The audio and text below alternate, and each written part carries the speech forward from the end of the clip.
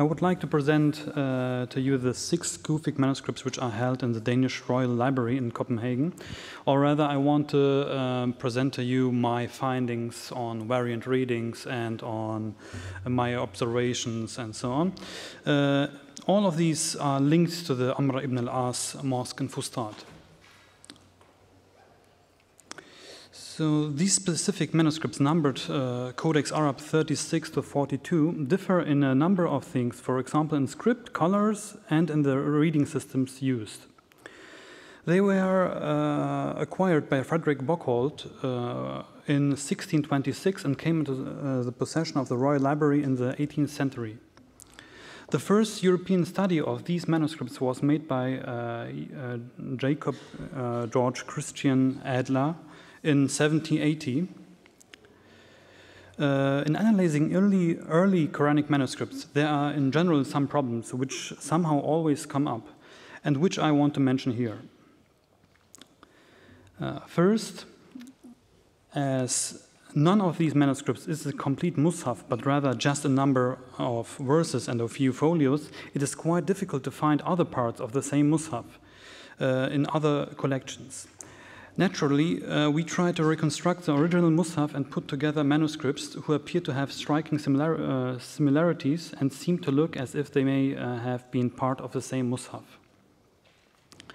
But similarities do not mean that certain manuscripts really ever belonged to the same mushaf, as these fragments could have also been written by the same scribe or workshop for 2 entire different codices. It may also be that in one mushaf, the handwriting the text changed, and therefore 2 different looking fragments originally belonged to the same mushaf. The second problem, certain manuscripts have several elements like multiple colors or signs which represent certain things. Now, in most cases, we do not know which of these colors or signs were added first, or if they even belong to the original mushaf. They may also have been added later by other entities coming into possession of these manuscripts for whatever reason.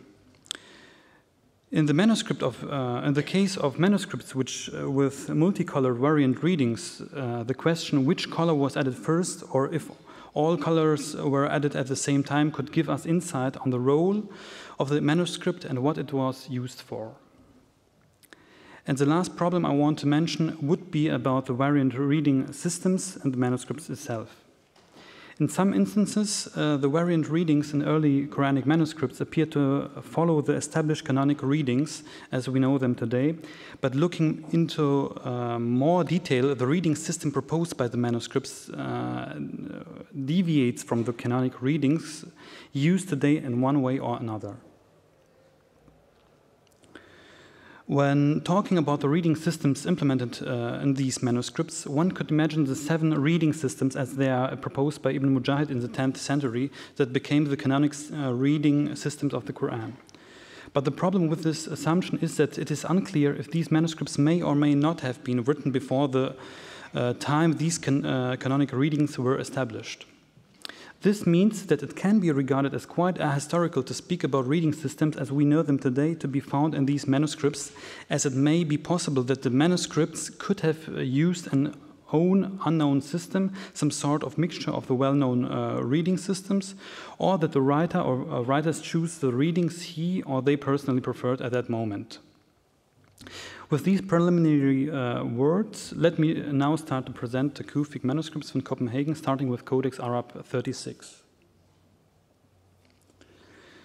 Fragment Codex Arab 36 consists of 12 folios, is written on parchment and lists the Quranic text in 13 lines.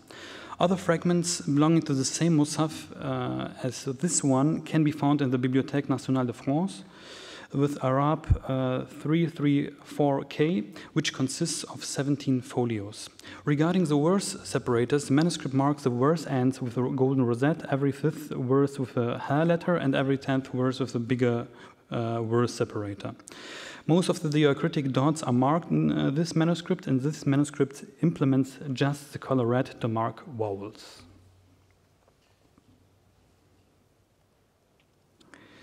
The manuscript itself apparently follows the reading system we today know as the reading of Nafia. the Medina reading. But in comparison with the canonic reader today, there are exceptions, like in folio 1 recto of Codex Arab 36, where in Surah 19, verse 31, the word dumtu is written as dimtu.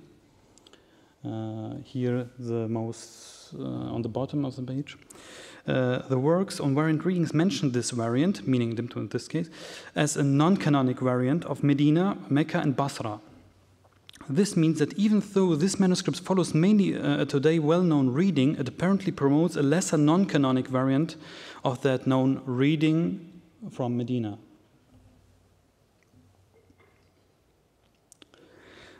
Fragment Codex Arab 37 consists of 58 folios, is written on parchment and lists the Quranic text in 6 to 7 lines. At the moment, there are no other fragments connected to the same Mus'haf this fragment belongs to. The vowels appear to be brownish, as the manuscript itself apparently lost much of its former color. It is also quite difficult to ascertain some of the readings proposed by the manuscripts because of its withering. The verse separators are golden rosettes with every 5th and 10th verse marked with a big golden circle with a number written in it. The manuscript appears to apply in general a Kufic reading, but it cannot be set into one reading known today, as it switches between the canonic readings of Asim and Hamza. For example, it utilizes the reading Anjaytukum in Surah 20, verse 80, which is proposed by the readers Hamza and Al-Kisai, instead of the reading Anjaynakum, which Asim reads. But then in Surah 20, verse 87, it reads Bimelkina, which is read among others by Asim, whereas Hamza and Al-Kisai read Bimulkina. Besides that, the verse separating system does not follow the Kufic system, but appears to be more following the verse separating system of Medina.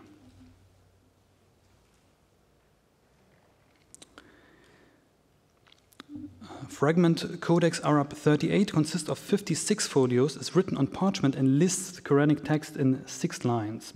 Even though this manuscript looks similar to a number of other fragments, a definite linking to other manuscripts is not made at the moment. Verse ends are marked by a tear-shaped sign, whereas every 5th verse separator is marked with a Ha letter and every 10th verse separator with a big rosette with a number written in it. Oops. This manuscript utilizes 2 colors marking variant readings, red and green.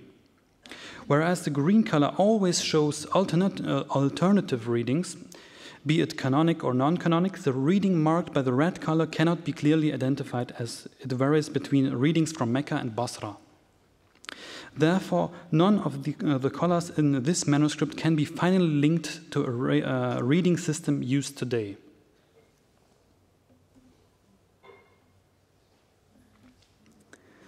Fragment Codex Arab 39 consists of 58 folios, is written on parchment and lists the Quranic text in 5 lines.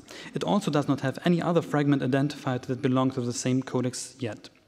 Verse separators are marked by rosettes. Every 5th verse is marked by a small Ha letter with the number written on the side, and every 10th verse is marked by a red circle with a golden middle.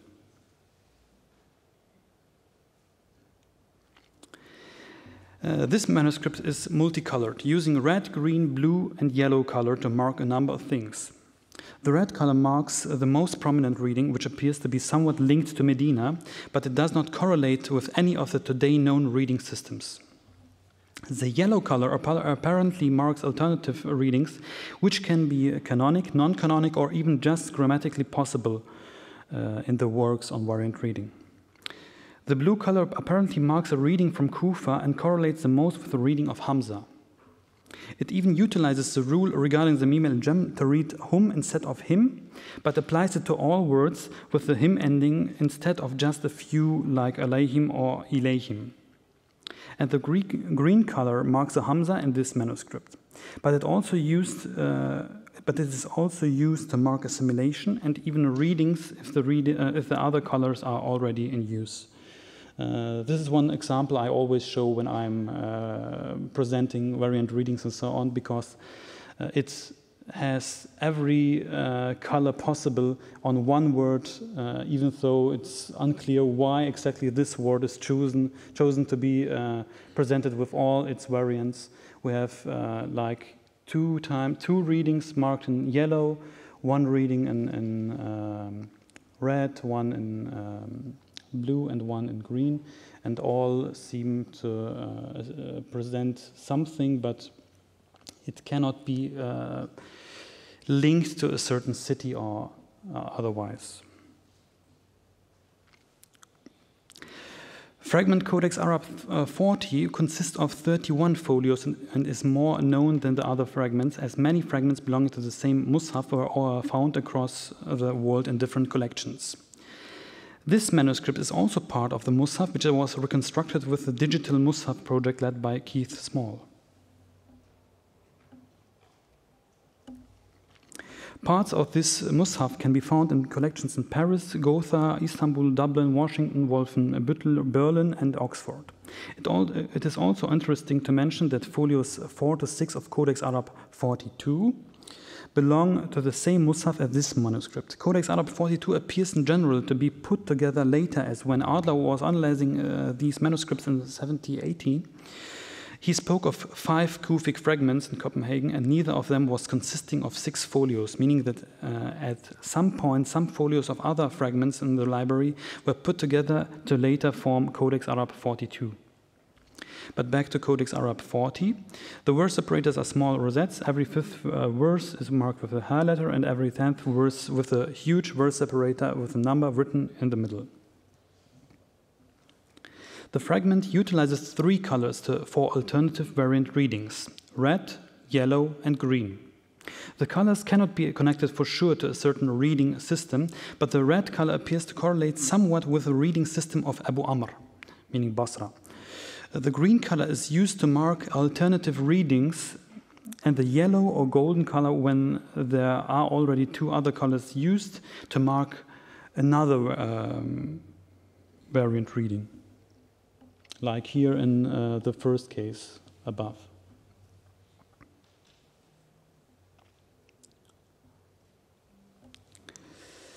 So fragment Codex Arab 41 consists of 36 folios, is written on parchment and lists the Quranic text in 6 lines. The fragment utilizes 3 colors. The red color marks the vowels and is used for the primary reading. The yellow color marks Hamza signs, and the blue color with a red horizontal line marks the rule regarding the Hamza. Hollow red dots mark vowel-less letters, for example on the letter waw in the word ulaika in Surah 59, verse 19.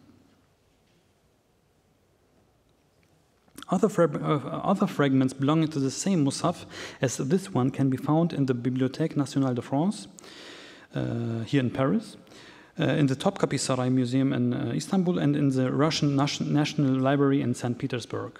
Small red shadow signs are added seemingly later to the text. For the first part in the Paris fragment, for example, they seem to be added very scarcely, but beginning from folio 113 recto of the Paris fragment Arab 349E, the shadow markings begin to be added more frequently. This could indicate a change of hands, or that the hand adding the shadow signs deemed it necessary to place them more often from that folio on. Thin red lines mark assimilation rules, and the position of the lines mark what letter is lost due to assimilation. The red color seemingly follows the reading of Warsh and Nafi'. This can also be seen through a reading related to the Mim al-Jam in this manuscript, where the suffixes hum, him, kum, and tum are read as humu, himu, kumu, and tumu only then when a word beginning with an alif hamza follows it. For example, in folio 2, recto line 3 and 4 in Surah 59, verse 19, where the words fa'ansahum and fusahum ulaika are proposed to be read as fa'ansahumu and fusahumu ulaika. The only rule that is not marked in this manuscript is that of the Imala, or rather that of Taqlil.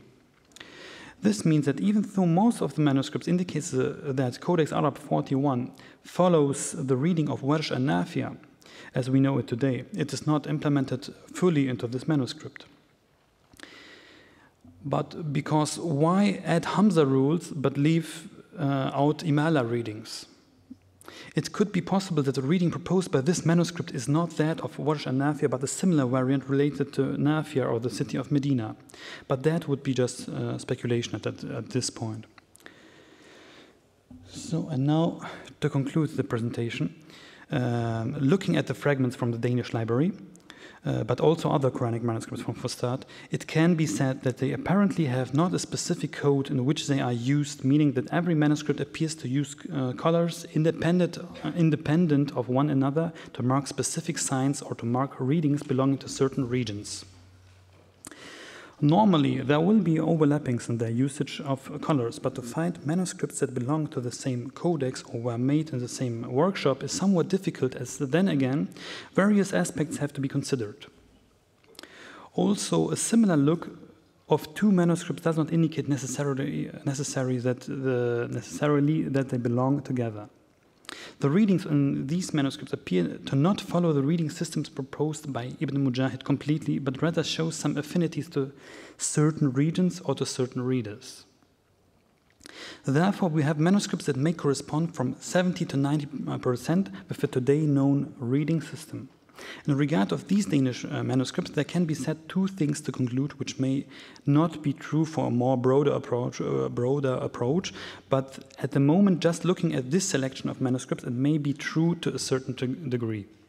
First, there appears to not be a certain color code connected to certain script types, meaning that, for example, in script type D1, the colors red or yellows are not always used the same.